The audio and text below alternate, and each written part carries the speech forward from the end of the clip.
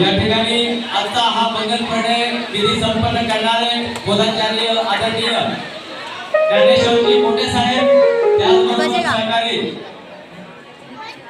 ज्येष्ठ कलावंत LG. Khandare sir यांच्या वतीनं नियोजित उमेदवारांना भारताचे संविधान या ठिकाणी भारताच्या संविधानाची प्रत या ठिकाणी सप्रेमेंट देण्यात येणार आहे। नियोजित उमेदवारांनी